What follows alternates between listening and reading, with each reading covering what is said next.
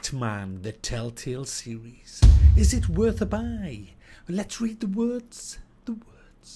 Enter the fractured psyche of Bruce Wayne and discover the powerful and far-reaching consequences of your choices as the Dark Knight.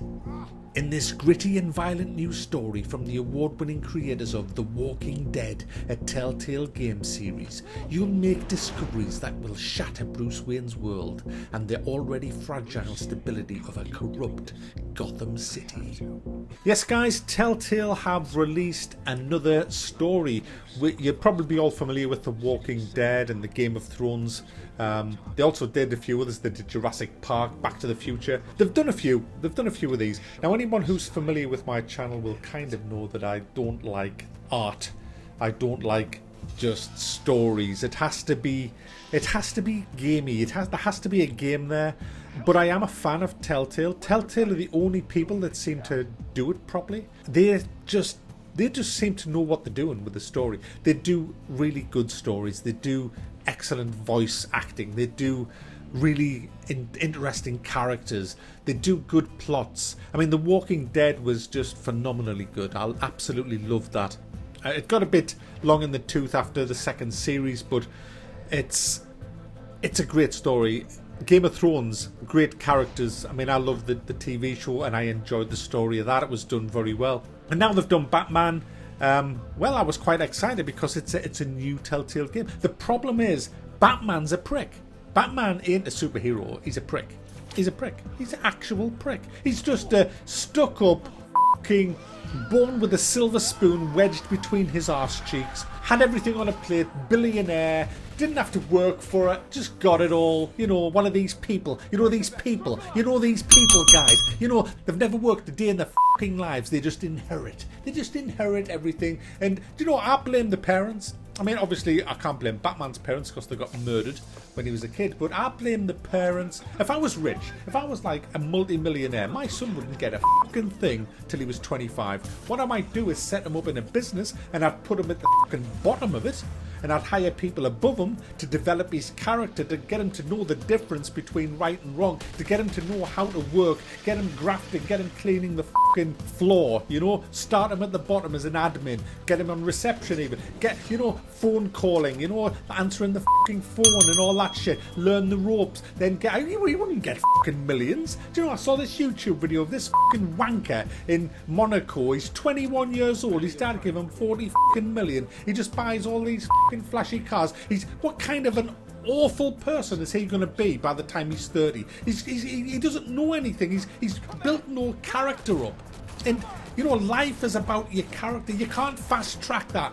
You only get it through experiencing the harsh reality. But get on with it, man. So Batman, it's kind of like the violent, hard, dark knight kind of Batman. This isn't the kind of poncy-puffed Batman, you know. This is the real, he's a bastard. And the good thing about this game is you can be a bigger bastard by the options that you get. It allows you to push it. It allows you to take it over the line. It allows you to be a psychotic Batman if you want. You can be a complete if you want to be. You can be with the mob. You can do what the I like it. But it obviously still limits you to certain things that you can't do. For example, I wanted to drop somebody off the edge of a building and I just couldn't. There wasn't that option to go that far, but you can go a little bit over the line, which is nice.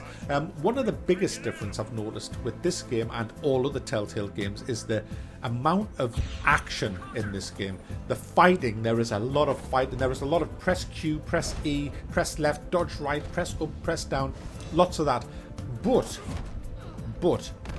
I got a lot of them wrong, and the game still says, don't worry about it.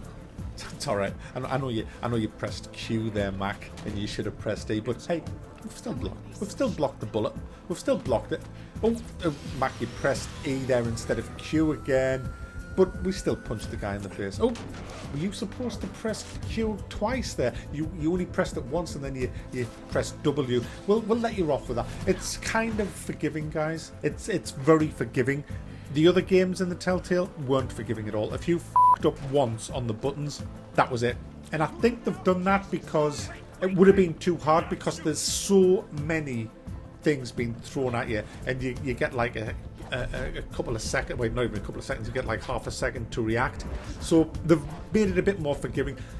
It's alright in that sense. I don't mind. I'm not gonna, because that's not really what the game is. It's not about, a reflex test to see if you know where Wasad is and Q&E and the ups and downs and all that. It's not really about that. This game is about the decisions that you make, and the decisions do affect certain things in the game. They might not affect the general outcome of the main story. I don't know yet, because this is only part 1 of 5. But it does affect the way the game plays out, for sure. I mean, there's some big decisions that you can make, which I'm not going to go into because I don't want to spoil any of the story at all.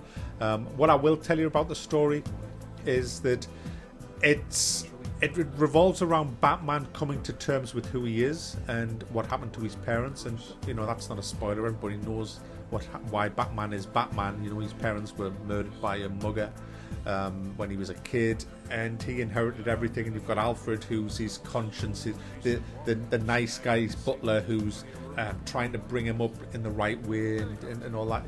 And it does well on that. The story is good. I enjoy the story of this. Even though I hate Batman, I don't like the whole Batman thing. I've never been a fan. I mean, I haven't even watched half of the new movies. I think I've watched one of them, the one with Val Kilmer in, and they were shit. I didn't like them. I just don't like Batman. He's a prick. He's not a superhero. I mean, I haven't seen Batman v Superman, but I hope Superman kills him in the first 10 seconds of the movie. I mean, if I was directing that, I would just say, all right, Batman, Superman. Oh, there they go. They meet. Superman just burns his face off with his eyes. Roll the end credits. Because it's no contest. How can there be a contest between Batman and Superman? Superman's bulletproof, bat-proof. He's strong as f***. He can fly, for f***'s sake. He can freeze you with his breath, melt you with his eyes. What can Batman do? Throw a fucking boomerang around the place.